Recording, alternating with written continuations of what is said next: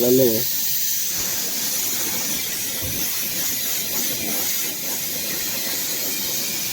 ಮತ್ತೆ ಇಲ್ಲಿ ನೋಡಿ ಇದೆಲ್ಲ ಒಂಥರ ಮನೆ ಇದ್ದಂಗೆ ಡ್ರೈವರ್ಸ್ಗೆ. ನೋಡಿ ಇದು ಸ್ವಿಮ್ಮಿಂಗ್ ಪೂಲ್ ಥರ, ಅಂದರೆ ಸ್ನಾನ ಮಾಡೋಕ್ಕೆ ಸ್ವಿಮ್ಮಿಂಗ್ ಪೂಲ್ ಅಲ್ಲ, ನೀರು ತುಂಬ್ಕೊಂಡು ಹೋಯ್ಕೊಳ್ಳೋದು ಹೊರಗಡೆ ನಿಂತ್ಕೊಂಡು. ಹಂಗೆ ಮುಂದೆ ಆ ಕಡೆ ನೋಡಿದ್ರೆ ಇಲ್ಲೆಲ್ಲ ರೂಮ್ಗಳೆಲ್ಲ ಇದ್ದಾವೆ ಸ್ಟೇ ಮಾಡೋಕೆ. ಅಂದರೆ ನೈಟ್ ಹೊತ್ತು ಗಾಡಿ ಪಾರ್ಕ್ ಮಾಡಿಬಿಟ್ಟು ಅಲ್ಲೋಗಿ ಮಲ್ಕೊಳ್ಳೋ ಥರ ಫೆಸಿಲಿಟಿ ಇರುತ್ತೆ. ಬಟ್ ಮೇಂಟೆನೆನ್ಸ್ ಮಾಡ್ತಾ ಇಲ್ಲ ಯಾರು, ಅದೆಲ್ಲ ಕ್ಲೋಸ್ ಮಾಡಿಬಿಟ್ಟಿದ್ದಾರೆ. ಹಂಗೆ ಪಕ್ಕದಲ್ಲಿ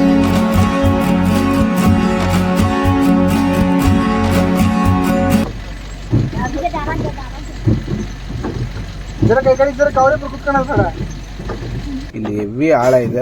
ಲೆಫ್ಟ್ ಸೈಡ್ ಇಂದ ಎಲ್ಲ ಬಂದು ರೈಟ್ ಸೈಡ್ಗೆ ಹೋಗ್ತವೆ. ಇಲ್ಲಿ ಕೆಳಗಡೆ ಒಂದು ಪೈಪ್ ಕಲೆಕ್ಷನ್ ಕೊಟ್ಟಿದ್ದಾರೆ. ಆ ಪೈಪ್ ಏನಾನ ಒಡೆದೋಯ್ತು ಕುಸ್ಕಂತು ಅಂದ್ರೆ ರೋಡೇ ಬಂದಾಗ್ಬಿಡುತ್ತೆ ಇದು.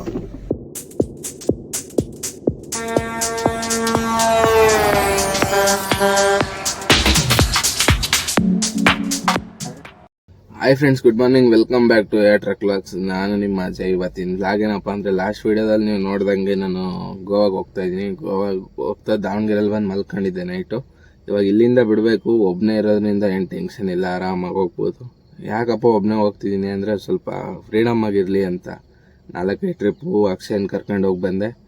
ಏನೋ ಒಂಥರ ಒಬ್ಬನೇ ಹೋಗಿ ಬಂದರೆ ಫುಲ್ಲು ನೆಮ್ಮದಿ ಸಿಗುತ್ತೆ ನನಗೆ. ಹಂಗಾಗಿ ಒಬ್ಬೊಬ್ಬನೇ ಹೋಗೋದು ಜಾಸ್ತಿ. ಯಾರು ಇಲ್ಲ, 4 ದಿನ ಯಾರ ಹತ್ರನೂ ಮಾತಾಡಲ್ಲ, ಒಬ್ಬೊಬ್ಬನೇ ಮಾತಾಡ್ಕೊಂಡು ಆರಾಮಾಗಿ ಹೋಗ್ತೀನಿ, ಆರಾಮಾಗಿ ಬರ್ತೀನಿ. ಇವಾಗ ಎದ್ದು ಬ್ರಷ್ ಎಲ್ಲ ಮಾಡ್ಕೊಂಡು ಸುಮ್ಮನೆ ಕುಂತಿದ್ದೀನಿ. ಇವಾಗ ಬಿಡಬೇಕು. ಇಲ್ಲೇ ಒಂದು ಟೀ ಕುಡ್ಕೊಂಬಿಟ್ಟು ಬಿಟ್ಟರೆ ನಾನ್ ಸ್ಟಾಪಾಗಿ ಹೋಗೋದೆ. ಹುಬ್ಳಿ ಎಲ್ಲ ಪಾಸ್ ಮಾಡಿ ಆಮೇಲೆ ಎಲ್ಲನೂ ನಿಲ್ಲಿಸೋದು.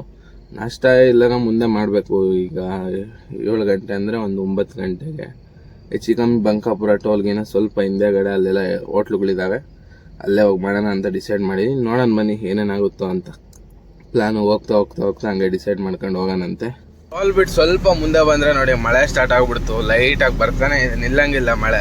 ಮೋಸ್ಟ್ಲಿ ಇಲ್ಲಿ ಭಾಳ ಹೊತ್ತಿಂದ ಬರ್ತಾ ಇದೆ ಅನಿಸ್ತದೆ. ರೋಡೆಲ್ಲ ನೋಡಿ ಹೆಂಗೆ ನಿಂದೈತೆ. ಟೋಲಲ್ಲಂತೂ ಒಂದು ಡ್ರಾಪ್ ಇಲ್ಲ. ಒಂದು 10 ಕಿಲೋಮೀಟ್ರ್ ಬಂದು ಇನ್ನು ಮುಂದೆ ಆನ್ಗೋಡೆಲ್ಲ ಬಿಟ್ಟು ಮುಂದೆ ಇಲ್ಲ ಸಿಕ್ಕಾಪಟ್ಟೆ ಮಳೆ ಸ್ಟಾರ್ಟ್ ಆಗೈತೆ. ಸಾಯಂಕಾಲದವರೆಗೂ ಹಿಂಗೆ ಇದ್ಬಿಟ್ರೆ ಸಾಕು. ಕ್ಲೈಮೇಟು ಲೈಟಾಗಿ ಮಳೆ ಬರ್ತಾ ಗಾಡಿ ಓಡ್ಸೋಕ್ಕೆ ಟೈರ್ಗಳು ಹೀಟ್ ಆಗಲ್ಲ, ಆರಾಮಾಗಿ ಹೋಗ್ಬಿಡ್ಬೋದು. ಸ್ವಲ್ಪ ಬಿಸಿಲಾದರೆ ನಮಗೂ ಸ್ವಲ್ಪ ಅಂದರೆ ಸ್ವಲ್ಪ ಲೇಟ್ ಆಗುತ್ತೆ ಹೋಗೋದು. ಒಂದು ಹಿಂಗೆ ಇದ್ದರೆ ಕ್ಲೈಮೇಟು 1 ಗಂಟೆ ಮುಂಚೆನೇ ರೀಚ್ ಆಗಿಬಿಡ್ತೀವಿ ಅನ್ಲೋಡಿಂಗ್ ಪಾಯಿಂಟು.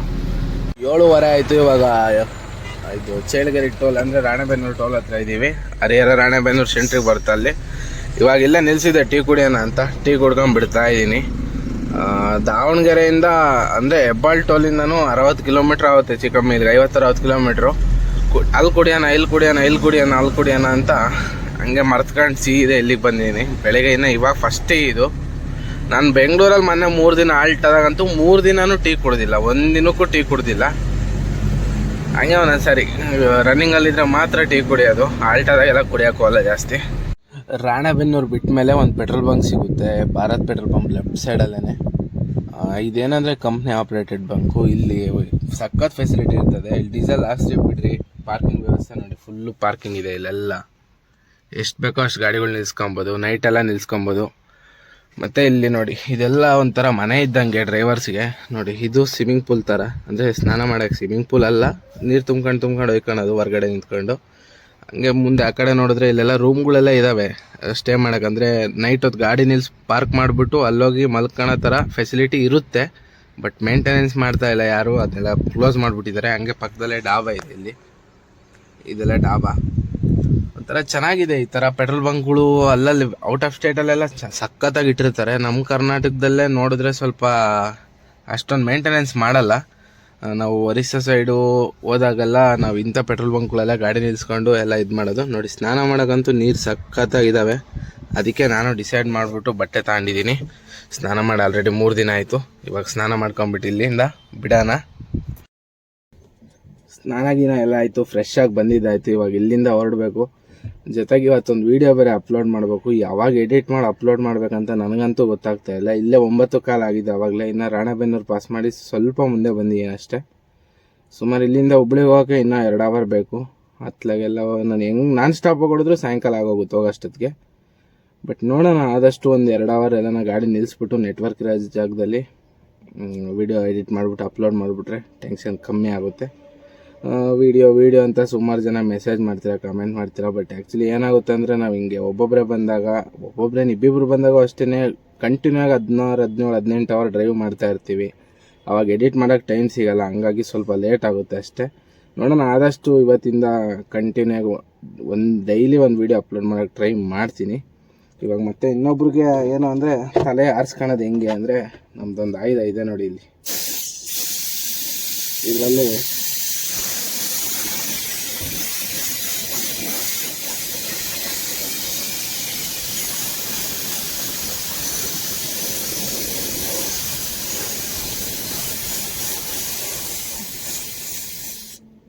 ಏರ್ ಖಾಲಿ ಆಗೋಯ್ತಿದ್ರಾಗೆ, ಏರ್ ಫುಲ್ ಖಾಲಿ ಆಗೋಯ್ತಿದ್ರಾಗೆ. ಇವಾಗ ಗಾಡಿ ಸ್ಟಾರ್ಟ್ ಮಾಡಿದ್ರೆ ಮತ್ತೆ ಏರ್ ಫಿಲ್ ಆಗುತ್ತೆ. ಅವಾಗ ಮತ್ತೆ ಸ್ವಲ್ಪ ಆರಿಸ್ಕೊಂಡ್ಬಿಟ್ರೆ ಫುಲ್ ಕೂದಲು ಆರೋಗ್ತವೆ.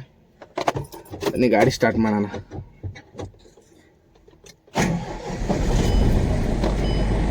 ಒಂದೆಲ್ಲ ಸರಿ, ಬಟ್ ಸ್ವಲ್ಪ ಇಲ್ಲಿ ರೋಡ್ ಸರಿಯಾಗಿ ಮಾಡಿಲ್ಲ. ಒಂದೇ ಸರಿ ಸಡನ್ನಾಗಿ ಹತ್ಬೇಕು.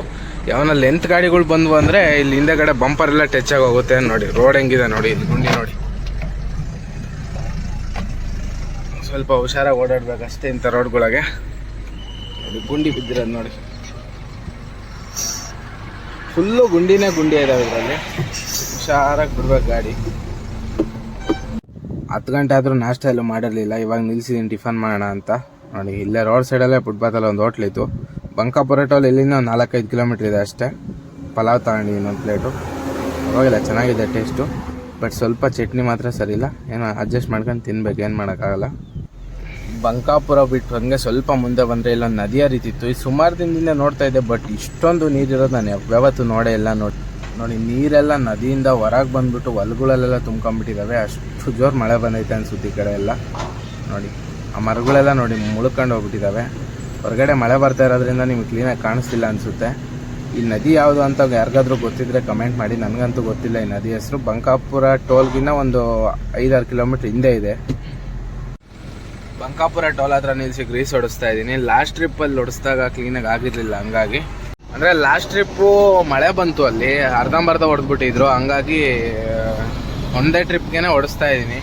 2 ಟ್ರಿಪ್ಗೂ ಪ್ರತಿ ಟ್ರಿಪ್ಪು ಹೊಡ್ಸೋರು ಇದ್ದಾರೆ. ಹೊಡ್ಸಿದ್ರೆ ಒಳ್ಳೇದೇ, ಬಟ್ ನಾವು 2 ಟ್ರಿಪ್ಗೆ 3 ಟ್ರಿಪ್ಗೆ ಒಂದು ಸರಿನೇ ಹೊಡ್ಸೋದು. ಲಾಸ್ಟ್ ಟ್ರಿಪ್ ಒಂದು 2 ನೆಕ್ ಪಿನ್ಗಳು ಹಂಗೆ ಬಿಟ್ಟಿದ್ದ, ಮಳೆ ಬಂತು ಅಂತ. ಹಂಗಾಗಿ ಇವಾಗ ಈ ಟ್ರಿಪ್ಪು ಹೊಡ್ಸೋ ಪರಿಸ್ಥಿತಿ ಬಂತು. ಅಲ್ಲಿ 150 ರೂಪಾಯಿ ಹೋದ್ ಸರಿ ಹೊಡ್ಸಿದ್ದು, ಕ್ಲೀನಾಗಿ ಹೊಡೆದಿರಲಿಲ್ಲ. ಇಲ್ಲಿ ಬರೀ 100 ರೂಪಾಯಿಗೆ ಸಖತ್ತಾಗಿ ಹೊಡಿತಾರೆ. ನಿನ್ನ ಗಾಡಿ ಇಳಿಯೋದೇ ಬೇಕಾಗಿಲ್ಲ, ಆರಾಮಾಗಿ ನಾನು ಗಾಡಿ ಕೂತ್ಕೊಂಡಿದ್ದು ಅವರೇ ಹೊಡೆದು ಆಯ್ತಾನ ಅಂತ ದುಡ್ಡು ಇಸ್ಕೊಂಡು ಹೋಗ್ತಾರೆ. ಧಾರವಾಡ ಎಲ್ಲ ಪಾಸ್ ಮಾಡಿಕೊಂಡು ಮುಂದೆ ಸಿಂಗಲ್ ರೋಡಲ್ಲಿ ಇದೀವಿ. ಗೋವಾ ರೋಡಲ್ಲಿ ಒಂದು ಮಗದ ಅಂತ ಊರೈತೆ. ಅಲ್ಲಿ ನೆಟ್ವರ್ಕ್ ಫುಲ್ಲು ಸ್ಪೀಡಾಗಿ ಬರುತ್ತೆ, ಅಂದರೆ ವೀಡಿಯೋ ಅಪ್ಲೋಡ್ ಮಾಡೋಕ್ಕೆ. ಹಂಗಾಗಿ ಇಲ್ಲೇ ನಿಲ್ಸ್ಕೊಂಡಿದ್ದೀನಿ ಗಾಡಿನ. ನಾನು ಇಲ್ಲಿಗೆ ಬಂದಿದ್ದು 12 ಗಂಟೆಗೆ. ಇವಾಗ ಟೈಮ್ ಬಂದು 3 ಗಂಟೆ 2:45 ಆಗಿದೆ. 2 ಅವರ್ ವೀಡಿಯೋ ಎಡಿಟ್ ಮಾಡಿ ಅಪ್ಲೋಡ್ಗೆ ಹಾಕಿದ್ದೀನಿ. ಅಪ್ಲೋಡ್ ಹಾಕಿ 20 ನಿಮಿಷ ಆಗೈತೆ ಆವಾಗಲೇ. ಇನ್ನೊಂದು ಆಲ್ಮೋಸ್ಟ್ ಒಂದು 60% ಆಗೈತೆ. ಇನ್ನೊಂದು 40% ಆಗಬೇಕು. ನನ್ನ ಪ್ರಕಾರ ಇನ್ನೊಂದು 15 ನಿಮಿಷದಲ್ಲಿ ಆಗೋಗುತ್ತೆ. ಇಲ್ಲಿ ಬಿಟ್ಟು ಮುಂದೆ ಹೋದರೆ ಮತ್ತೆಲ್ಲೂ ಕ್ಲೀನಾಗಿ ನೆಟ್ವರ್ಕ್ ಸಿಗೋಲ್ಲ, ಫುಲ್ಲು ಸ್ಲೋ ಆಗಿಬಿಡ್ತದೆ. ಮತ್ತು ವೀಡಿಯೋ ಅಪ್ಲೋಡ್ ಆಗೋಲ್ಲ ಅಂದರೆ ಪ್ರಾಬ್ಲಮ್ ಆಗುತ್ತೆ ಅಂತ ಇಲ್ಲೇ ಗಾಡಿ ನಿಲ್ಲಿಸ್ಕೊಂಡಿದ್ದೀನಿ. ಇವಾಗ ಇನ್ನೊಂದು 1/4 ಗಂಟೆ ಇಲ್ಲೇ ಇರಬೇಕು. ಇಲ್ಲೇ ಒಂದು ಹೋಟ್ಲಿದೆ, ಹೋಟ್ಲಲ್ಲಿ ಹೋಗಿ ಊಟ ಮಾಡ್ಕೊಂಬಂದೆ. ಎಗ್ ರೈಸು ಈ ಕಡೆ ಹುಬ್ಳಿ ಸೈಡೇ ಒಂಥರ ಡಿಫ್ರೆಂಟ್ ಟೇಸ್ಟ್ ಆಗಿರುತ್ತೆ ಎಗ್ ರೈಸು. ಚೆನ್ನಾಗಿರುತ್ತೆ ಒಂಥರ ತಿನ್ನೋಕ್ಕೆ. ತಿನ್ಕೊಂಬಂದೆ. ಊಟ ಎಗ್ ರೈಸ್ ತಿನ್ಬೇಕಾದ್ರೆ ಸಿಕ್ಕಾಪಟ್ಟೆ ಮಳೆ ಬಂದುಬಿಡ್ತು. ಗ್ಲಾಸ್ ಏನೂ ಎತ್ತಿರಲಿಲ್ಲ ಗಾಡಿದು. ಸಡನ್ನಾಗಿ ಎಗ್ ರೈಸ್ ಅಲ್ಲೇ ಇಟ್ಟು ಬಂದು ಗ್ಲಾಸ್ ಎತ್ಬಿಟ್ಟು ಮತ್ತೆ ಹೋಗಿ ಊಟ ಮಾಡ್ಕೊಂಡು ಬಂದು ಇವಾಗ ಗಾಡಿ ಕೂತ್ಕೊಂಡಿದ್ದೀನಿ. ವೀಡಿಯೋ ಅಪ್ಲೋಡ್ ಆಗೋವರೆಗೂ ಇಲ್ಲಿಂದ ಗಾಡಿ ತೆಗಿಯಲ್ಲ.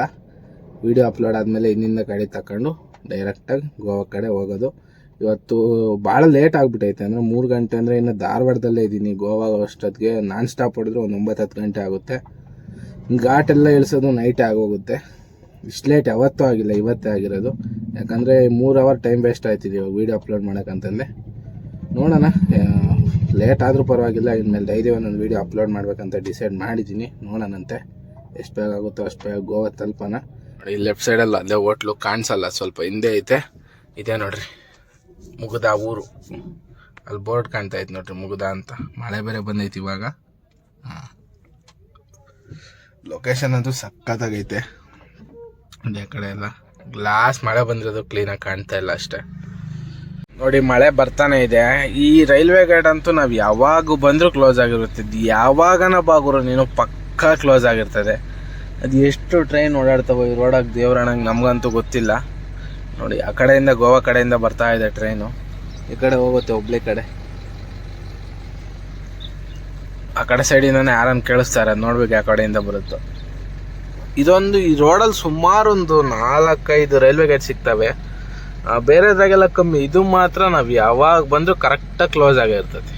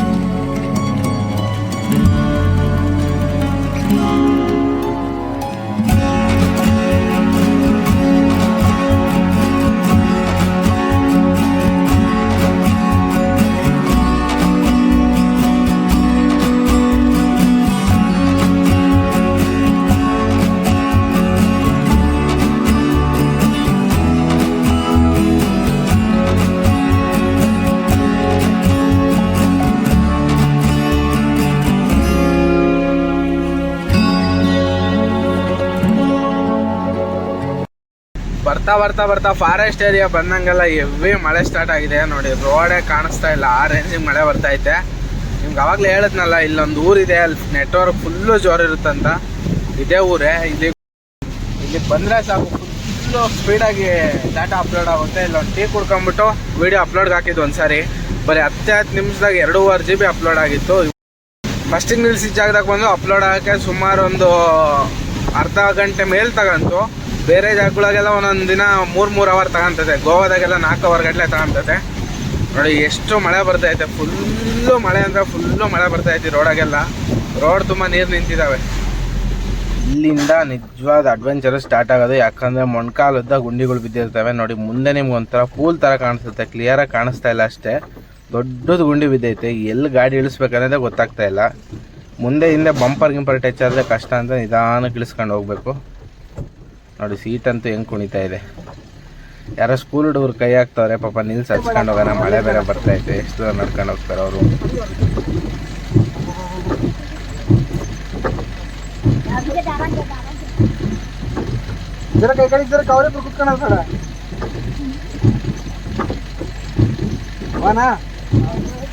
ಆಯ್ತಾ ಇಲ್ಲಿಗೆ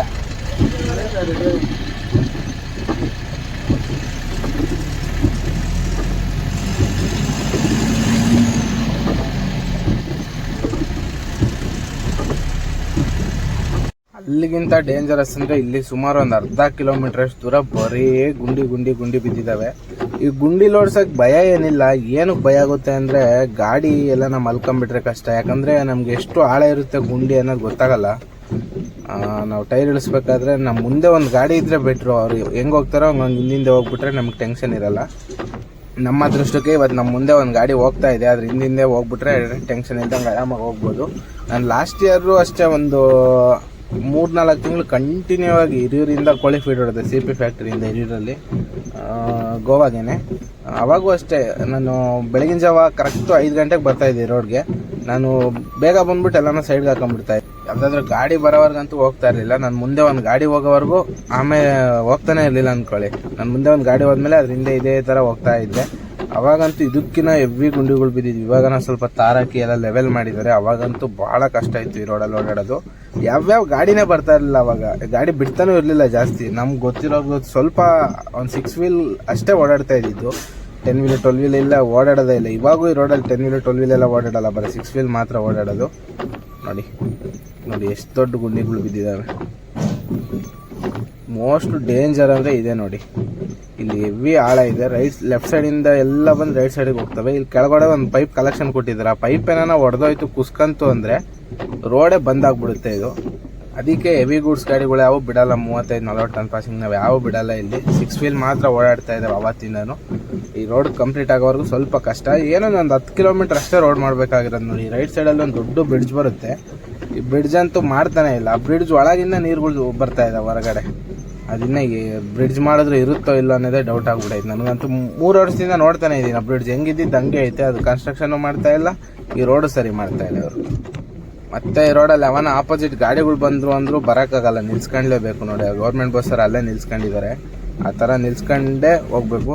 ಯಾಕಂದ್ರೆ 2 ಗಾಡಿ ಕರೆಕ್ಟಾಗಿ ಪಾಸ್ ಆಗಲ್ಲ. ಇಲ್ಲಿ ಸ್ವಲ್ಪ ಆ ಕಡೆ ಈ ಕಡೆ ಎಳ್ಕೊಂಡ್ವಿ ಅಂದರೆ ನೆಲ ಕುಸ್ಕೊಳ್ಳೋಷ್ಟು ಸಾಧ್ಯತೆ ಭಾಳ ಇರ್ತದೆ. ಹಂಗಾಗಿ ಪಾಪ ಏನು ಗೌರ್ಮೆಂಟ್ ಬಸ್ಸನ್ನು ಇಲ್ಲೇ ನಿಲ್ಸ್ಕೊಂಡ್ಬಿಟ್ಟಿದ್ದಾನೆ ಪಾಪ. ಓಕೆ, ವೆಲ್ಕಮ್ ವೆಲ್ಕಮ್, ಹುಷಾರಾಗಿ ಹೋಗ್ರಿ.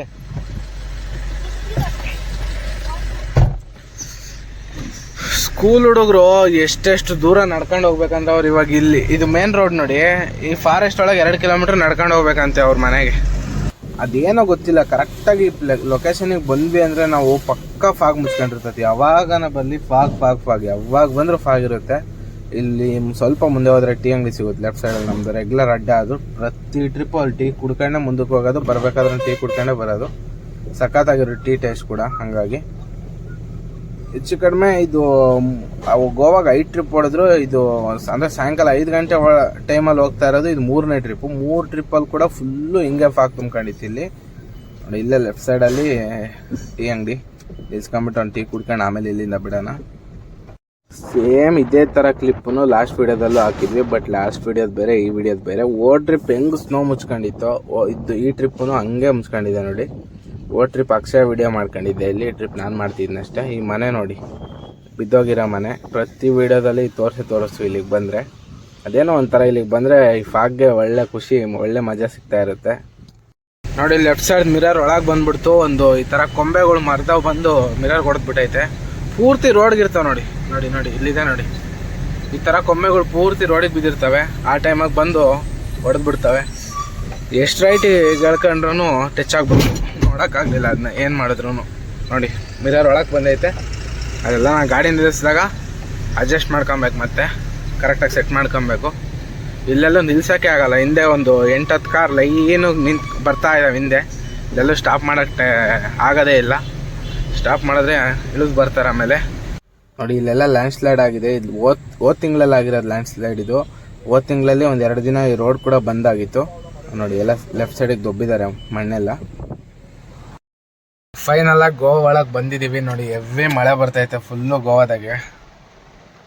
ಘಾಟಲ್ಲಂತೂ ಹೆವಿ ಮಳೆ ಇತ್ತು. ಅಂದರೆ ಘಾಟಲ್ಲಿ ಇವತ್ತು ಮಳೆ ಇಲ್ಲ, ನಿನ್ನೆ ಮೊನ್ನೆಲ್ಲ ಸಿಕ್ಕಾಪಟ್ಟೆ ಮಳೆ ಬಂದೈತೆ. ಅಲ್ಲಿ ನೀರೆಲ್ಲ ಹರಿಯೋದು ನೋಡಿದ್ರೆ ಗೊತ್ತಾಗ್ತಿತ್ತು. ನಾವು ಫೈನಲ್ ಆಗಿ 5 ಟ್ರಿಪ್ ಮಾಡಿದ್ವಿ ಗೋವಾ. ಈಗ 5ನೇ ಟ್ರಿಪ್ಪು. 5 ಟ್ರಿಪ್ ಒಳಗೆ ಬೇಗ ಬಂದಿರೋದಂದರೆ ಇದೇ ಟ್ರಿಪ್ಪಲ್ಲಿ. ಅಂದರೆ ಧಾರವಾಡ ಲೇಟಾಗಿ ಬಿಟ್ಟಿರೋದು ಇದೇ ಟ್ರಿಪ್ಪೇ. ಇಲ್ಲಿಗೆ ಬೇಗ ಬಂದಿರೋದು ಅಂದರೆ ಧಾರವಾಡದಿಂದ ವೀಡಿಯೋ ಎಡಿಟ್ ಮಾಡ್ಕೊಂಡು 3 ಗಂಟೆಗೆ ಅಲ್ಲಿ ಬಿಟ್ಟು 6 ಗಂಟೆಗೆ ಇಲ್ಲಿ ಬಂದು ರೀಚ್ ಮಾಡಿದ್ದೀನಿ. ಯಾಕಂದರೆ ನಾನ್ ಸ್ಟಾಪ್ ಹೊಡೆದಿರೋದು ಅಲ್ಲಿಂದ. ಘಾಟಲ್ಲಿ ಕೂಡ ನಿಲ್ಲಿಸಿಲ್ಲ ಗಾಡಿನ. ರೆಗ್ಯುಲರಾಗಿ ಏನು ಮಾಡ್ತಾಯಿದ್ದೆ, ಘಾಟಲ್ಲಿ ಒಂದು 2 ಅವರ್ ಇಲ್ಲ 1 ಅವರ್ ನಿಲ್ಸ್ಕೊಂಡು ಬರ್ತಾಯಿದ್ದೆ. ಲೋಡ್ ಕಮ್ಮಿ ಇದೆ, ಆರಾಮಾಗಿ ಬಂದರೂ ನಡೆಯುತ್ತೆ. ಹಂಗಾಗಿ ಇದು RTO ಬಾರ್ಡ್ರೆಲ್ಲ ಪಾಸ್ ಮಾಡಿಬಿಟ್ಟು ಗೋವಾ ಎಂಟ್ರಿ ಮಾಡಿ ಗೋವಾ ಬಾರ್ಡ್ರ್ ಒಳಗೆ ಬಂದು ಇಲ್ಲಿ ಗಾಡಿ ಸೈಡ್ಗೆ ಹಾಕೊಂಡಿದ್ದೀನಿ, ಸ್ವಲ್ಪ ಟೈರೆಲ್ಲ ಹಾರ್ಕೊಂಡ್ಲಿ ಅಂತ. ಮಳೆ ಅಂತೂ ಹೆವಿ ಬರ್ತಾಯಿದೆ. ನೋಡೋಣ, ಇಲ್ಲಿಂದ ಇನ್ನೊಂದು ಅವರ್ ಬಿಟ್ಟು ಬಿಡೋಣ. ಏನೇ ಮತ್ತೇನು ಖಾಲಿ ಆಗೋಲ್ಲ ಎಷ್ಟು ಬೇಗ ಹೋದ್ರು. ಹಂಗಾಗಿ ಆರಾಮಾಗಿ ಹೋಗೋಣ. ಊಟದ ವ್ಯವಸ್ಥೆ ಇಲ್ಲೆಲ್ಲ ನಾವು ಮಾಡ್ಕೊಂಡು ಹೋಗಬೇಕು, ಯಾಕಂದರೆ ಅಲ್ಲೇನು ಸಿಗೋಲ್ಲ. ಮತ್ತು ನಾಳೆಗೆ ಏನೋ ತರಕಾರಿ ತಗೊಂಡು ಹೋಗ್ಬೇಕು ಅಂದ್ಕೊಂಡಿದ್ದೀನಿ. ಬೆಳಗ್ಗೆ ಪಲಾವ್ ಗಿಲಾವ್ ಮಾಡ್ಕೊಳ್ಳೋಣ ಒಬ್ಬನೇ ಇರೋದ್ರಿಂದ. ಮತ್ತು ಅಲ್ಲಿ ಊಟ ಸಿಗೋಲ್ಲ, 2 ಟೈಮ್ ಉಪವಾಸ ಇರಬೇಕಾಗುತ್ತೆ. ಇಲ್ಲಾಂದರೆ ಮ್ಯಾಗಿಗೆ ತಗೊಂಡು ಹೋಗ್ತೀನಿ. ಮ್ಯಾಗಿ ಮಾಡ್ಕೊಳೋದಾದರೆ ಆರಾಮಾಗಿ ಫುಲ್ಲು ಫ್ರೀಯಾಗಿ ಆರಾಮಾಗಿ ಮಾಡಿಬಿಡೋದು, 5 ನಿಮಿಷದ ಕೆಲಸ. ನೋಡೋಣ, ಇನ್ನೂ ಏನು ಮಾಡಬೇಕಂತ ಡಿಸೈಡ್ ಮಾಡಿಲ್ಲ. ಒಟ್ಟು ಇಲ್ಲಿಂದ ಬಿಡಬೇಕಾದ್ರೆ ಮುಂದೆ ಎಲ್ಲನೂ ಹೋಗಿ ಡಿಸೈಡ್ ಮಾಡಿದ್ರೆ ಆಯಿತು.